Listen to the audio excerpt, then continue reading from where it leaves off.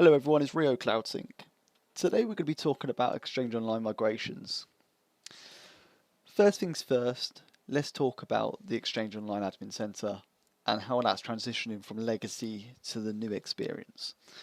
Effective from December 2022, so last year, the classic Exchange Admin Center will be deprecated for worldwide customers, so that's across all the geographical regions. Microsoft recommends using a new Exchange Admin Center, if not already doing so. With that, I've seen in my day-to-day activities, the legacy Exchange has been redirecting us to the new admin console, and with that, the features and functionality which were in the legacy console have now transferred over to the new console. There is a page within the legacy console which does give you an indicative on where all the features and the feature sets are being moved to. Majority, but not all, are moving to the new Exchange Admin Center, Exchange Online Admin Center.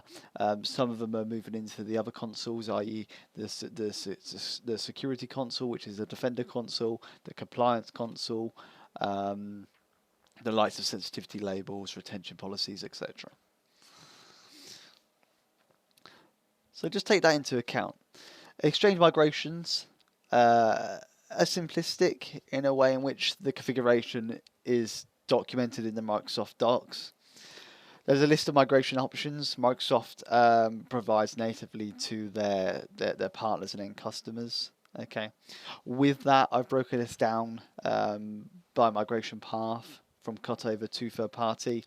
So let's go through the individual increments and see which dependencies associated with which migration option and best practices along the way. So for cutover migration, it's supported for Exchange Server 2003, 7, 2010, 2013 and 16. Okay, it supports up to 2,000 mailboxes, so that's full mailbox content. However, best practice and guidelines, specifically from Microsoft themselves, 150 users or less for one migration batch. Can you keep the mailbox on premise? No, this is for fully migrating your on-prem workloads to the cloud, in essence.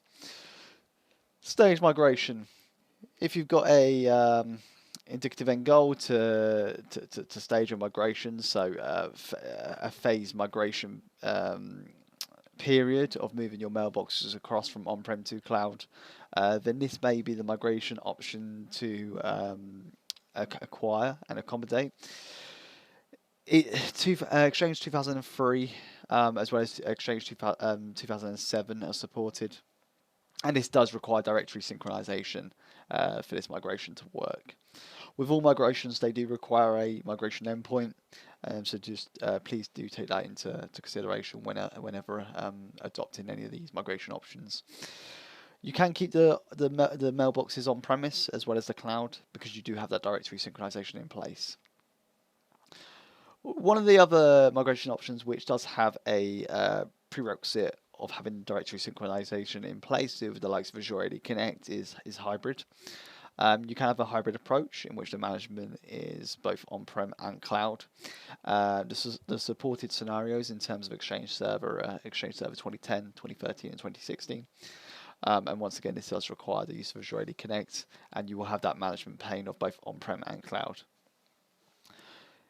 If you do have legacy mail clients which do utilize the likes of IMAP as a legacy protocol, then you can use this as an option to migrate. I don't see many customers opting into this method of migration. However, it is possible and it is feasible at this point in time. However, please do take into consideration it's only supported for Exchange 2000 or non-Exchange servers. This does have a limitation of 500,000 mailbox items and also does not move calendar items with the mailbox, so that will have to be done in a separate migration batch. And you can keep mailboxes on premise for this migration option. If you do have more than 10 terabytes worth of data, if that's in one given mailbox, which ideally it shouldn't be, or the mailboxes in bulk are exceeding the 10 terabyte limit, then the recommended option from Microsoft support is to export it into a PST format and then import it into the local client itself on a one-to-one basis. And you can keep the mailbox on premise as well. Third party, if you are using the likes of Lotus Notes, IBM Lotus Notes, then Microsoft does have options which do differ for each provider. There are listed Microsoft documentation on this.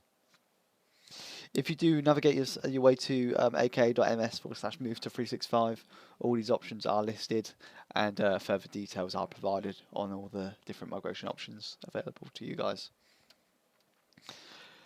How do you decide which method to use, or how do I decide which method to use? First things first, we need to understand the prerequisites in terms of migration. We need to review the service description limits, which Microsoft provide in the Microsoft documentation, which I have linked in the description, as well as the migration performance, so the throttling aspect. Throttling, please take into consideration, Microsoft does have a throttling policy. This cannot be exceeded, and there is no exclusions to the throttling policy as of today. Your existing system in Exchange server. So you can migrate all email calendar items, tasks, contacts from your user mailboxes to Microsoft 365 or Office 365 itself. And once again, this was covered by the likes of Cutover, Stage, and Exchange Hybrid. Stage and Exchange hybrid migrations require that you also set up directory synchronization. So once again, please take that into consideration. For an example, we're going to go through cutoff migration, step by step, high level, what you need in terms of prerequisites, and what does it look like in terms of end goal. So end goal is to migrate mailboxes from source to destination, so from on-premise to cloud. Okay. The recommendation is your current on-premise Exchange organization is Exchange Server 2003 or later, and your on-premise Exchange organization has less than 2,000 mailboxes. So ideally trying to do it in batches of 150 or less. And you have your custom domain name or your fully qualified domain name listed in the Microsoft 365 domains page, and you've uploaded the relevant TXT files. And then you would upload the MX record as well after you completed the batch to point the mail in the right direction. In terms of impact to users, after your on-premise and Microsoft 365 organizations are set up a cutover migration, there are a few tasks which will impact your end users.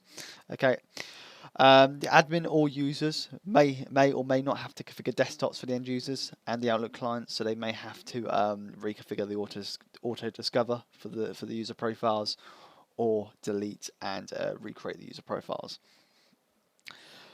There may be a potential delay once cutting over in terms of migration, in terms of email routing. You do have to amend the MX record, and with that there is a propagation time off the back of that. So just please do take that into account. Best bets, try to do it out of hours. And Exchange migration throttling, as already discussed, there is a limit. This limit cannot be exceeded. There was a brief period of time in which you could raise a service request to increase this limit. This has now been stopped, and you have to follow the guidelines provided by Microsoft. How does the cutover migration work in essence? Okay, you got your on-prem, you got your cloud, and you got your DNS domain registrar. You want to communicate the changes to the users, give them a bit of notice, make sure it's out of hours, make sure there's least disruption to your own clients. Okay. Prepare your servers, prepare your on-premise servers prerequisite-wise. We will be going through the detailed steps, but just bear in mind you will need to prepare your servers for the configuration. We will need to make it open for migration. You want to create empty mail enabled security groups in Office 365 from a high level perspective. Microsoft 365 does not know how to decipher if security groups from on-prem were security groups or were just DLs, for example. So you do need to create your security groups manually. You connect your system to the Microsoft 365 servers. And then you start migrating through the batches and making sure your routing domains and your tasks have been completed. And once you've done so, you change the MX record and communicate to the users that it's all done and they can sign into their mail. That's a high level. I'm not going to touch more upon that, but because I'm going to go through it in a bit more detail through the step-to-step process. So in terms of step-by-step, if you have turned on directory synchronization, you need to turn it off before you perform a cutover migration. We can't have any sync processes or backend operations working while we're completing the migration in terms of Exchange. You want to configure Outlook anywhere on your Exchange server, also known as RPC over HTTP. I believe for Exchange 2013 this is on by default, but for any of the other Exchange server versions you will need to enable this through the free listed guides on this presentation. You will then have to follow up by creating an SSL certificate issued by a trusted authority and associated with the Outlook Anywhere configuration you just enabled and configured. Verify that you can connect to your Exchange organization using the Outlook Anywhere configuration. So you can use the remote connectivity analyzer, which Microsoft provides you through the Microsoft 365 console, or you can test it manually by trying to access the Exchange service outside of your given name location or trusted location. Once again, make sure you have the relevant permission sets. Just like anything, it will need full access or receive as permission sets from on-premise perspective. Verify that the mailboxes to be migrated are not hidden from the address list, so the GAL.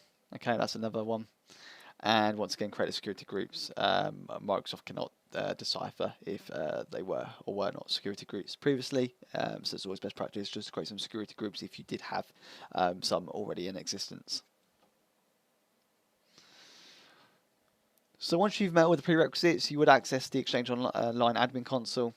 And you would fill in all the mandatory information, i.e. the Microsoft the migration endpoint name, user account with all the privileges mentioned previously, the Exchange server, and the RPC proxy server, which we enabled the Outlook Anywhere configuration. Once you complete the fields, users are created. You then will have a 30 days grace period to license the users off the back of the migration.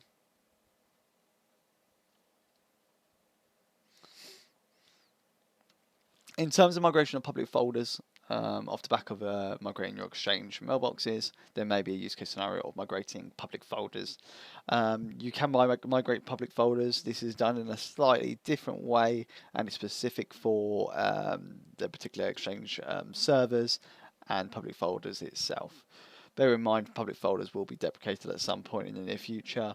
However, there is a full guide on how to migrate from source to destination. I'll provide that in the description. That's it for today, guys. I hope you found this useful. Any questions, just please let me know. Thank you.